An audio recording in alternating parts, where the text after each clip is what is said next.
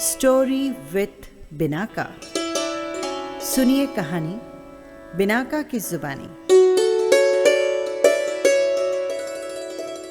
तो लीजिए, हाजिर है इंद्रचंद्र शास्त्री की कहानी दो पापी।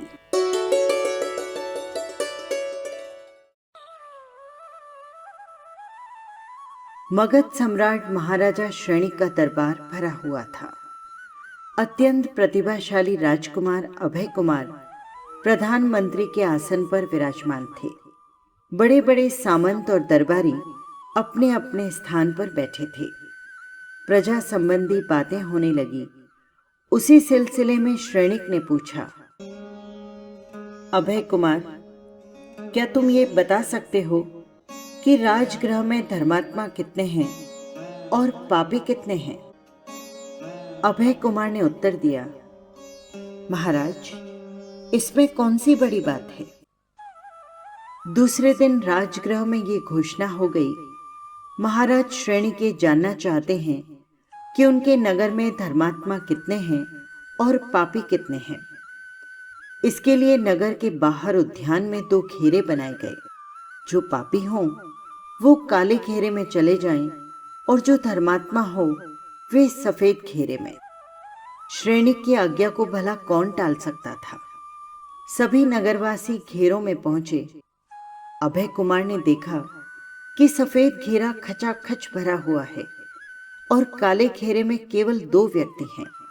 छानबीन शुरू की गई। सफेद घेरे में घुसते ही एक वेश्या मिली।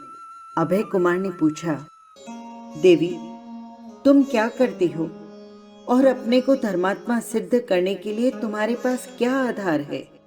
वेश्या ने उत्तर दिया, मंत्रीवर, मैं एक वेश्या हूँ। लोग अन्न और पानी देने वालों को धर्मात्मा कहते हैं और मुझे पापी। पता नहीं ये भेदभाव क्यों किया जाता है। मेरी दृष्टि में ये सर्वथा अन्याय है। हमारे ही कारण आपके द्वारा बनाई गई सारी मर्यादाएं टिकी हुई है। सतीत्व या पतिव्रत नाम की जिस मर्यादा को आप लोग महत्व देते हैं वो हमसे ही टिकी हुई है। हम अपने ऊपर लांछन सहन करके भी दूसरों के धर्म की रक्षा करती हैं। हम स्वयं कलंकित होकर भी दूसरों को निष्कलंक रखती हैं। स्वयं विष पीकर दूसरों को अमृत बांटती हैं। समाज हमें घृणित कहता है, पतित कहता है, नीच कहता है। शास्त्रों की मान्यताएं भी हमारे विरुद्ध हैं। समाज हमें अपना अनावश्यक अंग मानता है और कोसता भी है। मंत्रीराज, समाज की सारी भर्त्सनाएं सहकर भी हम अपने धर्म पर स्थिर हैं। अभय कुमार आगे बढ़ा। एक जुआरी सामने आया। उससे भी वही प्रश्न पूछा गया। जुआरी बोला, राजकुमार, मैं एक जुआरी हूं। मेरा धंधा सर्वथा निर्दोष और अहिंसा पूर्ण है। मैं न किसी को मारता हूं, न पीटता हूं, न अन्य प्रकार का कष्ट देता हूं। मुझे अपने धंधे में किसी जीव पर हिंसा नहीं करनी पड़ती। हमारा धन के साथ कोई मोह नहीं होता। हजारों रुपए खेल खेल में दे डालते हैं। दुनिया हमें बुरा कहती है, किंतु हमें अपना धंधा सर्वथा निर्दोष प्रतीत होता है। आगे बढ़ने पर शराबी मिला। उसने बताया, मंत्रीवर, मेरे पिता बहुत बड़े व्यापारी थे। मेरे लिए लाखों की संपत्ति छोड़ गए हैं, इसलिए अब कमाने की कोई आवश्यकता नहीं। मैंने संतोष धारण कर रखा है। धन के लिए मारामारी नहीं करना चाहता। जो संपत्ति उन्होंने संचित की थी उसे खर्च करना मेरा काम है। आप तो जानते हैं, संपत्ति का संचय करना और संचय रखना दोनों पाप है। मैं अब उस पाप का परिमार्जन कर रहा हूँ। आर्थिक दृष्टि से रुपए घूमता ही रहना चाहिए। उसका कहीं अटके रहना देश की आर्थिक उन्नति में बाधक है और मुझे इस बात का पूरा ध्यान है। मंत्रीवर, जब मैं शराब पी लेता हूँ तो अपना सारा दुख सुख भूल जाता हूँ। मुझे न किसी से राग रहता है न द्वेष। शत्रु और मित्र बराबर हो जाते हैं। शराब पी लेने पर मनुष्य संकुचित वातावरण को भूल जाता है स्वार्थ पूर्ति को छोड़ देता है, उस समय वो द्वंद्वातीत अवस्था में पहुंच जाता है। राजकुमार, क्या ये अधर्म है? क्या ये पाप है? आगे बढ़े एक शिकारी मिला। अभय कुमार ने पूछा, तुम पशुओं को मारते हो, फिर भी इस घेरे में क्यों आए हो? अमात्यवर, कौन किसको मारता है और कौन किसको उत्पन्न करता है? शिकारी ने दार्शनिक बनते हुए कहा, सभी जीव अपने अपने किए हुए कर्मों के अनुसार भटक रहे हैं। अपना आयुष्य पूरा हुए बिना कोई भी नहीं मरता। मैं तो केवल निमित्त बना दिया जाता हूं। सिंह, व्याघ्र आदि हिंसक पशु मार्ग में चलते हुए मनुष्यों को मार डालते हैं। राजकुमार, खाना पीना, उठना बैठना, चलना फिरना, इन सब प्रत्येक क्रियाओं में जीव की हिंसा तो होती ही रहती है। यदि थोड़ी सी हिंसा से अधिक लोगों की भलाई हो तो वो पाप नहीं है। शिकारी का उत्तर सुनकर अभय कुमार आगे बढ़ गए। उसे कई और लंपट मिले, चोर मिले, धूर्त मिले, लुटेरे मिले। सभी ने अपनी अपनी सफाई पेश की। अभय कुमार सबकी बातें सुनता हुआ आगे बढ़ता चलता गया। सफेद घेरे का चक्कर पूरा करके वो काले घेरे में पहुंचा। वहां केवल 2 व्यक्ति खड़े थे, एक अधेड़ था और दूसरा युवक। दोनों नगर के प्रतिष्ठित धनवान थे। उदारता, ईमानदारी और सच्चाई आदि गुणों के लिए दूर दूर तक प्रसिद्ध थे। उन्हें काले घेरे में देख अभय कुमार को आश्चर्य हुआ।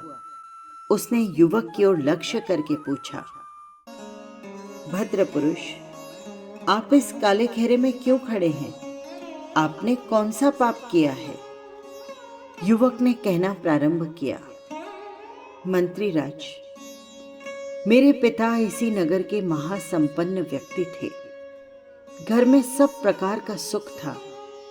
एक बार हमारा बड़ा जहाज विक्रय वस्तुएं भरकर विदेश के लिए रवाना हुआ। उसमें हीरे, माणिक्य और बहुत बहुमूल्य वस्तुएं थी और उसके अतिरिक्त नगर के बड़े बड़े व्यापारियों का माल लदा हुआ था। रास्ते में तूफान आया और जहाज एक चट्टान से टकराकर डूब गया। उनमें जिन व्यापारियों का माल था, मेरे पिता ने सबका पैसा पैसा चुका दिया। उन्हीं दिनों इस प्रकार की 2 घटनाएं और हो गई। हमारे पास कुछ भी न बचा। मानसिक आघात और अथक परिश्रम के कारण पिताजी बीमार पड़ गए और फिर कभी न उठे। घर में मेरी माता थी, मैं था और 2 बहनें थी। बहनें विवाह योग्य हो गई। इधर हमारा निर्वाह भी कठिनाई से हो रहा था। एक दिन मेरी माता ने मुझसे कहा, बेटा, इस प्रकार कैसे काम चलेगा? गुजारा तो करना ही होगा। मैं एक उपाय बताती हूँ। सेठ जिनदास उपाश्रय में प्रतिदिन सामयिक करते हैं। उस समय वो अपने मोतियों का हार उतार कर रख देते हैं। तुम जाओ और उसे उठा लाओ। मैं सुनकर चकित रह गया। लाखों की संपत्ति जिनके चरणों में लौटती थी, उस माता के मुंह से ये शब्द। अभाव किस प्रकार नैतिक पतन का कारण बन जाता है, उसका ये ज्वलंत उदाहरण था। चोरी और धर्म के स्थान में मुझे चुप देख मां ने फिर वही बात दोहराई और यहां तक कह दिया, यदि तुम ये कार्य न करोगे तो मैं अनशन करके मर जाऊंगी। मुझे तैयार होना पड़ा। उपाश्रय में पहुंचा। सेठ जी सामयिक में बैठे थे। पास ही हार पड़ा था। मैं हिचकिचाया, किंतु मां की बात याद आते ही फिर से आगे बढ़ा। मेरे सभी अंग कांप रहे थे। सुध-बुध खो बैठा था, किंतु एक अज्ञात प्रेरणा मुझे उस बुराई की ओर बढ़ाए ले जा रही थी।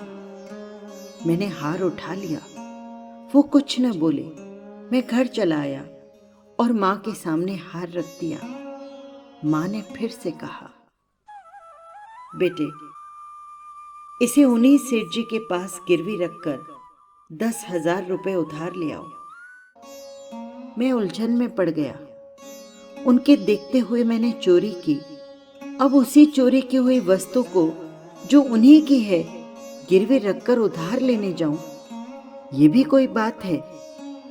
वो क्यों देने लगे मुझे रुपए? हार रख लेंगे और मुझे पुलिस के हवाले कर देंगे।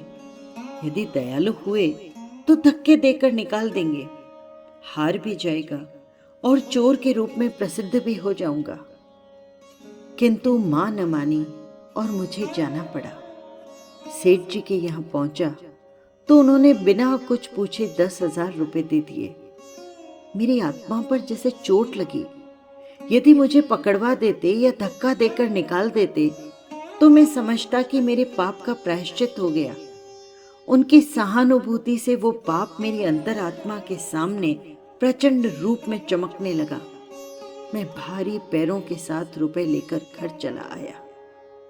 हमने व्यापार किया, भाग्य ने पलटा खाया। अब अवस्था सुधर गई। सेठ जी के रुपए लौटा दिए हैं, हार भी उन्हीं के पास है। फिर भी कुमार, मेरे मन में रह रह कर पश्चाताप हो रहा है। क्या हार उठाकर मैंने पाप नहीं किया? मैं अपने को पापी मानता हूं और इसीलिए इस घेरे में खड़ा हूं। उसके बाद सेठ जिंदास से पूछा गया। सेठ जी ने कहा, कुमार, मैंने अपने जीवन में एक पाप किया है। उसका मुझे अभी भी पश्चाताप है। जब तक उसका प्रायश्चित न कर लूं, मैं अपने आप को पापी मानता रहूंगा। उसने युवक की ओर इशारा करके कहा, इसके पिताजी से मेरी गहरी मित्रता थी। जब उनका देहांत हुआ, मैं इनकी आर्थिक परिस्थिति से पूर्ण परिचित था।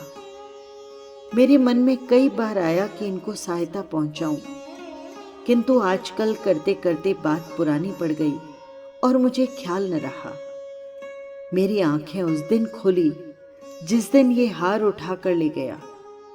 मेरे मन में आया, इसकी चोरी के लिए मैं उत्तरदायी हूं। मेरा कर्तव्य था कि समय रहते इसकी सहायता करता और ये अवसर न आने देता। अमात्यवर, शक्ति रहते हुए किसी की सहायता न करना क्या पाप नहीं है? कोई बालक मेरा मकान गिरा रहा हो और हम नीचे खड़े देखते रहें, उसे मना न करें, तो क्या ये पाप नहीं है? राजकुमार, एक सत्यनिष्ठ धर्मपरायण मित्र के पुत्र को यदि मैं चाहता तो गड्ढे में गिरने से बचा सकता था। मैं आलस्य में पड़ा रहा। मैंने स्थिति की गंभीरता का अनुभव नहीं किया। इसी कारण मुझसे ये पाप हो गया।